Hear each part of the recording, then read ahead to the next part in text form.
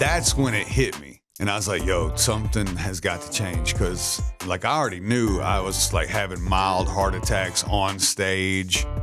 Who are you waiting on? Yeah. And they're like, well, Smo. And I'm like, bro, I'm right here. And they're like, you're not you. Yeah.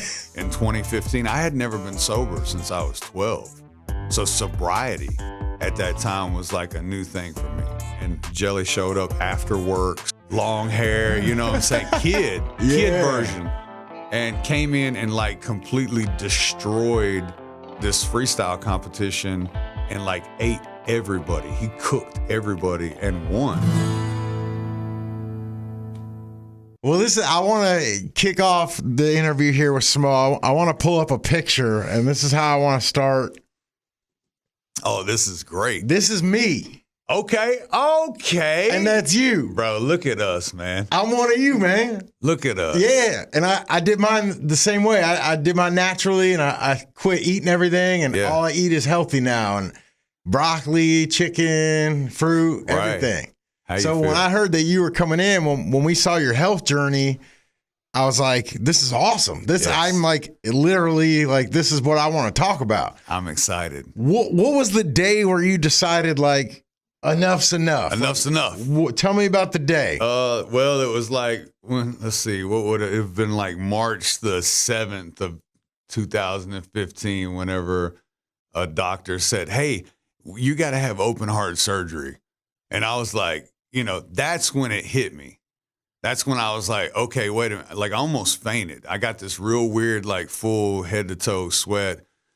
And I was like, yo, something has got to change. Because, like, I already knew I was, like, having mild heart attacks on stage and, like, during performances, you know, because I was still drinking a half gallon of whiskey and eating bar food and you know, doing a 90-minute set at 400 pounds. That's insane. It's insane. So like I would when I would host a radio show when I would go on stage and introduce acts like you, I would get tired. Yeah. So I couldn't even imagine doing a 90-minute set. It was wild. Like my body, the human body is such a resilient thing. Like it just wants to live. Right. All you got to do is it's like a seed. All you got to do is give it water and sunlight. Yeah. Let it go. It'll do its thing. Yeah. So, you know, figuring that out when I had my heart surgery that I had to make some changes, that's kind of when it started, like 10 years ago. And from there, you know, it just evolved and I kept refining and refining. You know, first it was like what the doctor ordered, remove the red meat, the pork, the sodas, the fried foods, the alcohol, the tobacco, all the good shit. All the good stuff that was what I ate, you know what I'm saying? And I was like, okay, well, then now what do I do? So I already had to like reprogram based off of my entire diet from childhood until the heart surgery. So like, you're already having to reprogram. And then once you realize that you can stop doing things, which, you know, like I had to quit drinking. So when I was like, I got to quit drinking, like my whole brand is moonshine and Pabst Blue Ribbon beer, you know what I'm saying? And it's just having this good time and getting lit. And all of a sudden it's like, well, you can't do that no more. So that changed my brand. It changed what I wrote about. You know, I had to do, for the first time I was sober. In 2015, I had never been sober since I was 12. So sobriety at that time was like a new thing for me. Imagine that, not being sober since the age of 12. And then like 39, you have to get sober for the first time.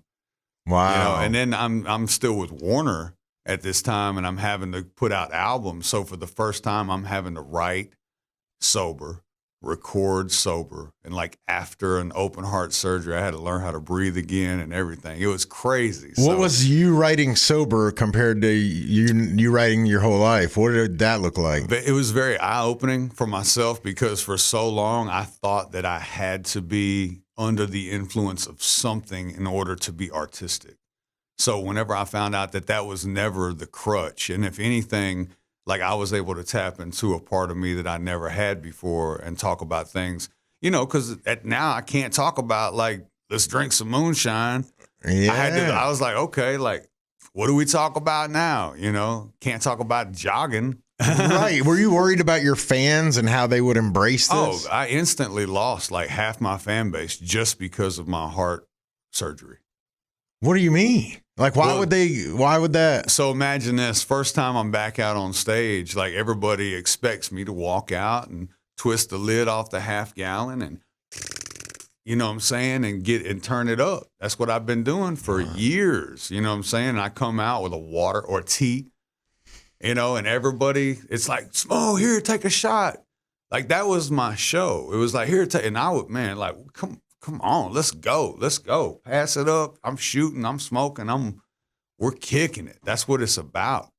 And then now all of a sudden I'm on stage and like, here, man, we bought you 12 shots, you know? And it's like, sorry guys, I can no longer drink. And everybody's like, boo. And I'm like, I open my shirt and I'm like, well, here's the thing. I have this 13-inch scar. I just had my heart removed. And now everybody's like, they're like, oh, we didn't know. And I was like, yeah, no, it's, you know, it's brand new. Like, it's still, you can almost kind of pull it apart. The glue isn't even solid. I was back on stage like 2 months after my surgery. Shout out to Vanderbilt here in Nashville for rehabilitating me. Yeah. What was the hardest thing for you to give up? Probably like alcohol because of the brand. That was tough.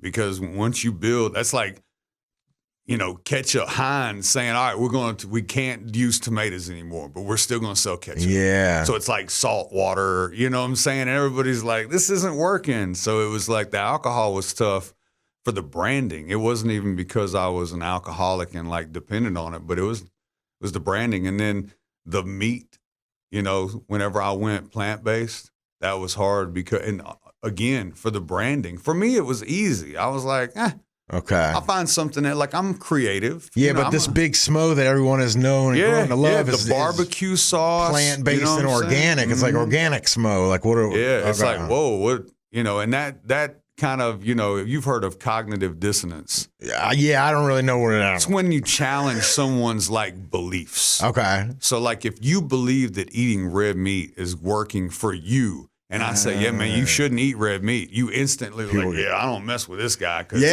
I eat red meat, and my mama had me, and don't you dare question how my mama raised me. And So, you know, even if I told you, like, hey, man, don't do heroin, you know what I'm saying? You're like, well, I mean, I like heroin. So that's the same thing. It's like cognitive dissonance. Right. So, yeah, it's just been tricky, right? It's been tricky. But, like, the good thing is that I survived. Yeah. Right. I'm not even supposed to be here. So every day since March the 12th, 2015, when I had my open heart surgery, every day is a bonus.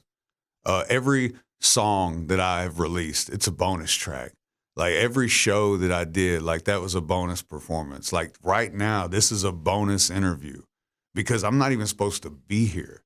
And had I not done these things that did, you know, tear down my fan base and did jeopardize my branding and all that, had I not made these sacrifices and really tapped into the self-discipline that I never knew I had, like we wouldn't be having this conversation.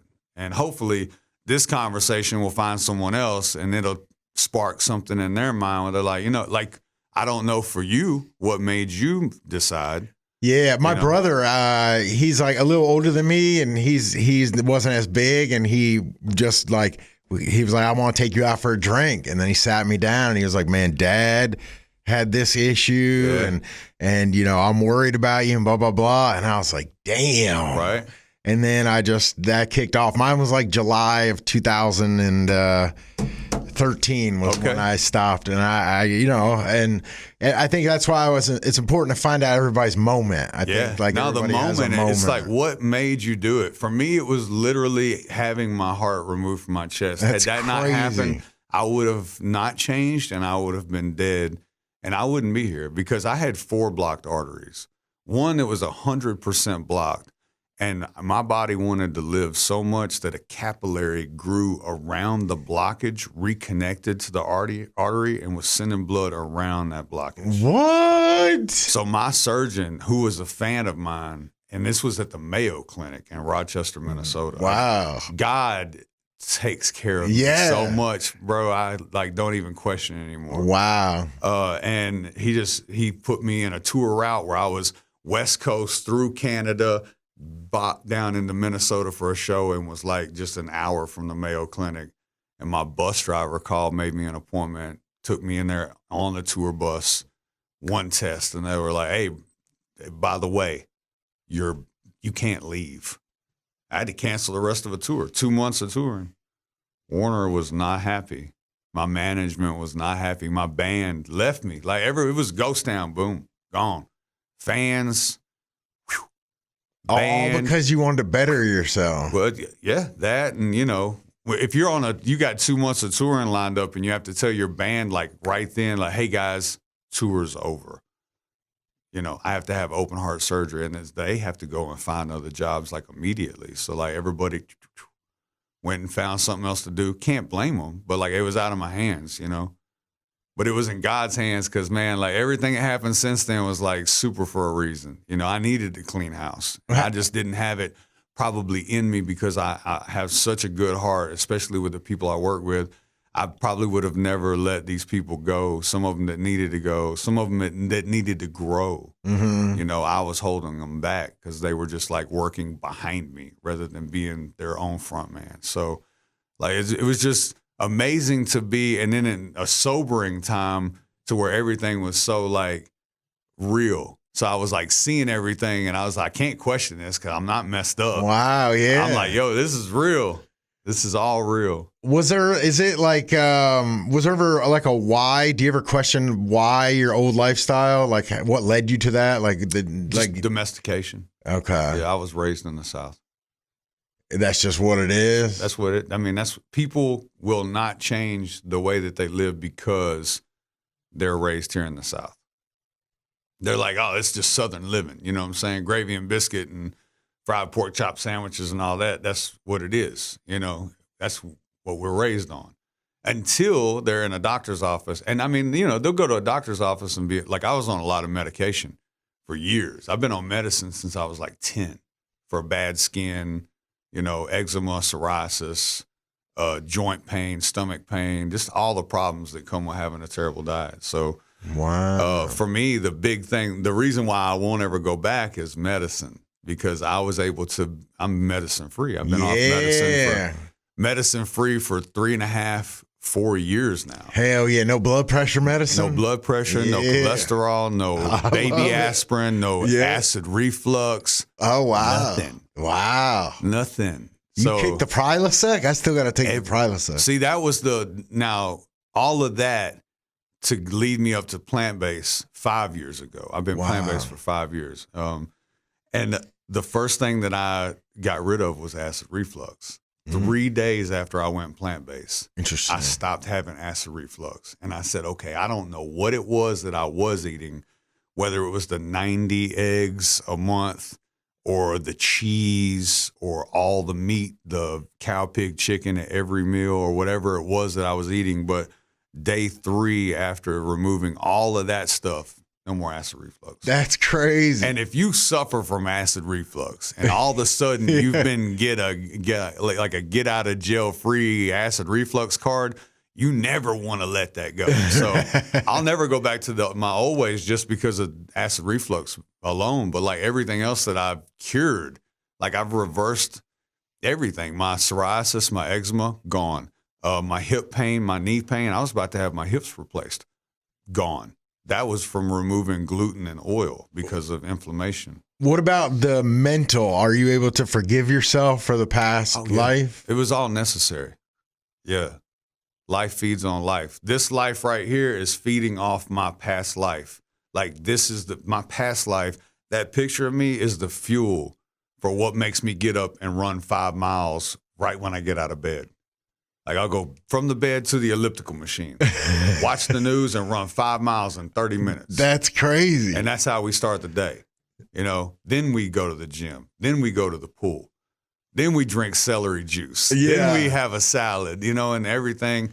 And because of the lifestyle, that's what led me to Smolicious. You know, like music has been great, right? Like I love what I've been able to create with music, and I'm writing music, I'm recording music, I'm releasing music, but like something happened along the way where the algorithm and when everything went digital, like I got buried. I got blacklisted. I don't know if it didn't like me not drinking. Something along the way blacklisted me algorithmically. So like I've been putting out records and like these will be like my number one fans I'll see.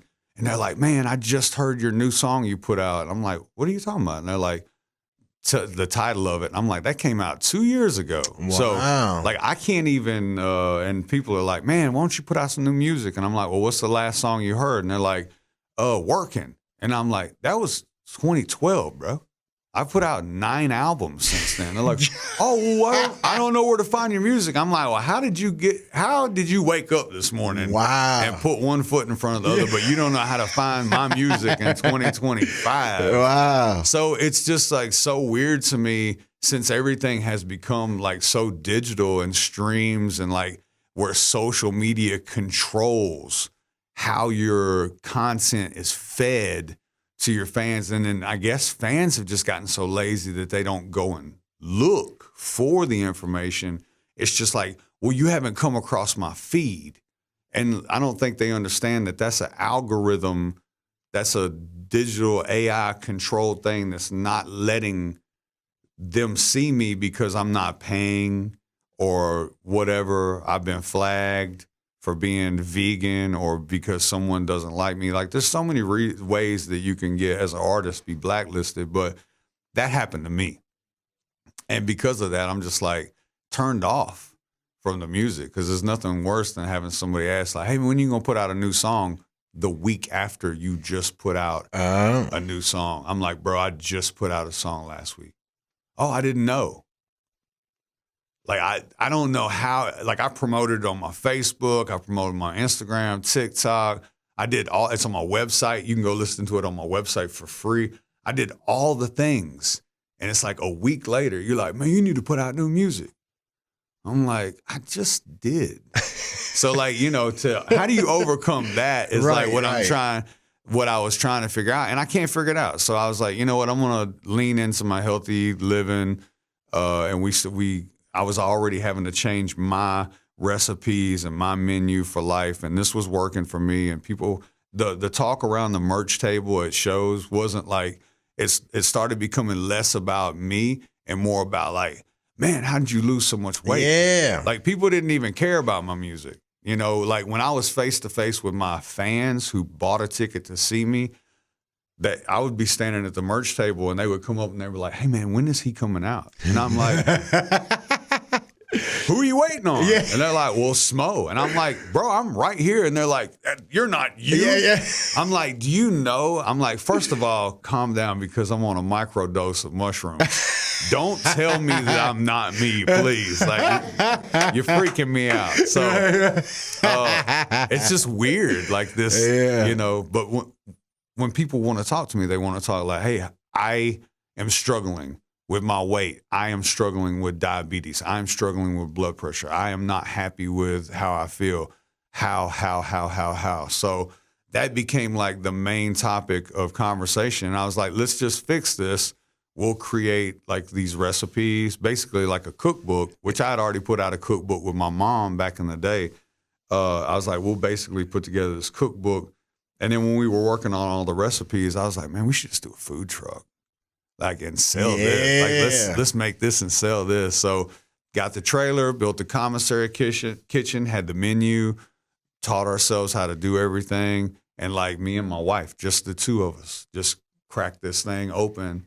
And last year was our first year, and it was like so successful. Wow. So successful. And we had such a great time. And it's the same as like going and doing shows, but instead of singing songs to you, I'm making you a salad. I'm making you a smoothie.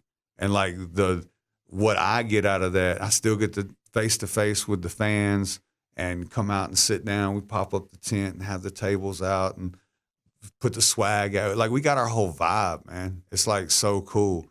And the town, they love it. They absolutely love it. People can't wait for us to get back to it. When you first got started, artists like Jelly Roll and Struggle Jennings, they were in jail still. Like, who was your crew back then? So in the beginning, when I started, it was just me and my DJ. We were completely separated from the Nashville scene because we're an hour south in Bedford County. So we were just highly influenced by Haystack at that time. I was as an artist, and Bubba Sparks. Yeah. Those were like Stack and Bubba were the two guys that I related with that were like close enough to who I was.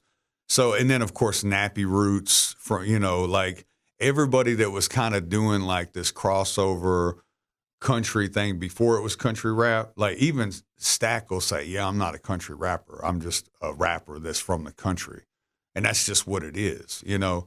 So that's who my influences were. And like, I didn't really get to, the first time I met Jelly Roll was like in 2004 when I was up here on 4th Avenue and I was hosting my first freestyle competition. And because I was coming from the country to the city and doing the music, and Jelly showed up after work, still in his like busboy, where he was busting tables, shirt, long hair, you know what I'm saying? Kid version. And came in and like completely destroyed this freestyle competition and like ate everybody. He cooked everybody and won.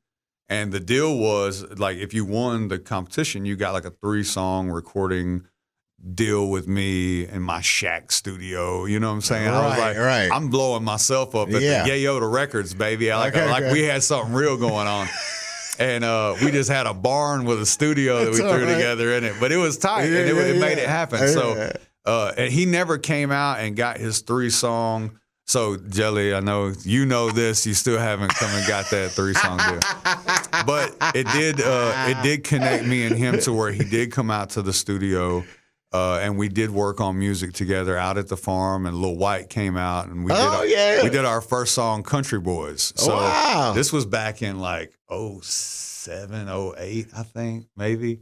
And so if you ever look up Big Smo, Jelly Roll, Lil White, Country Boys, it's a classic, you know. And so good times and I never knew struggle of, I was just so disconnected. I'm not from Nashville and from Bedford County. And back in like the late 90s, 2000s, if you're an hour apart, you might as well be 10 hours apart. You know what I'm saying? Like we only came to the city to work and for the weekends to work.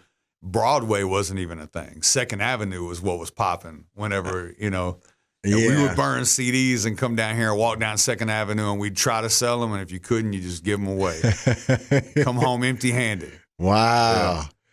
Did you hang a lot with 3 6 Mafia other than Lil White? No, Lil White's the only one. I did wind up getting a feature with DJ Paul later down the road, and from what I heard here, he's a Smo fan, is why he blessed me with that. Oh, that's sweet. But yeah, me and DJ Paul have a great song. You remember Tear the Club Up? Yeah. So we have Tear the Mud Up. Oh, I like that. Okay. And if you've never heard it, it's the most.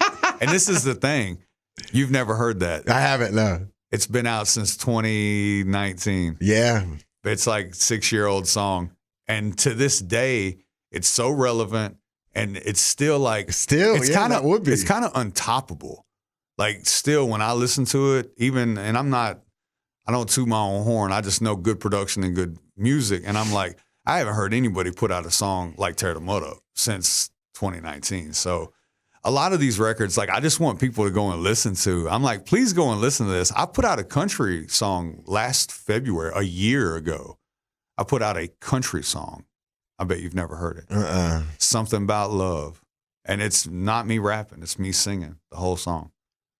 So like there's been this evolution that nobody's even heard. So what do you do next? I mean, I know obviously the book and the truck but music wise, like, it sounds like are you just kind of like over it? It'll be more of a hobby. Yeah, I think it's more of a hobby until people catch up. Yeah. Like if I can get that algorithm to open the door to where people can say, "Oh wow, I didn't realize Smo had put out 9 albums." You know what I'm saying? It's like we're so distracted. You know what I'm saying? Like it could be right under your nose and you miss it. So I'm just trying to figure out this digital breakthrough. I imagine it takes like a couple of $1 million to like get everybody like, hey, everybody look over here real quick. Right. Like, hey, by the way, there's this buffet of music that you've never listened to. So like, that's kind of my goal. If I could figure that out, like I would go right back to feeding them like piranha. you know, and touring. But like even touring, I don't want to tour. You drive, like the last shows that I had done, like people get so, I guess since COVID, like people just get lit. And, you know, there's like security does nothing. So like I'll be in my second song performing and somebody comes, a drunk woman up at the stage, hey, play Keith Whitley. And I'm like, what?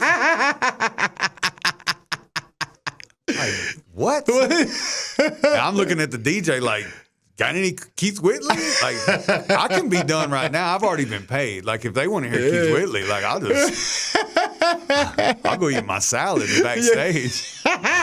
So, like, touring, and, you know, you drive 9 hours to get somewhere, to get on your second song, to just have somebody say, we don't want to hear you play Chicken on a String. Right, I'm like, right. What? Yeah. Like, what? I don't miss anything. Like, I still have fun. Like I said, we've written and recorded, like, 6 songs in the past few days. So, like, I still get the love of writing music, of producing music. I engineer the sessions. So, like, I'm the guy that's on the computer, like, recording and cutting and nudging and bouncing. And so, like, that part of me is getting to work now, you know? So I miss that. And I like seeing other people be on stage, you know what I'm saying? Yeah. I like Hugh, he's performing on tracks. And I'm like, bro, got to get you a drummer. Got to get you a drummer. Right. Like, I can't have you doing tracks no more, you know? And I'm so excited to see that evolution because I know what having a drummer will do for an artist to have that energy behind him. It's going to be like watching dynamite go off. Good for you, man. Yeah, no, I'm stoked, man. The Hell yeah. The blueprint and the cheat codes, that's what I'm out here doing.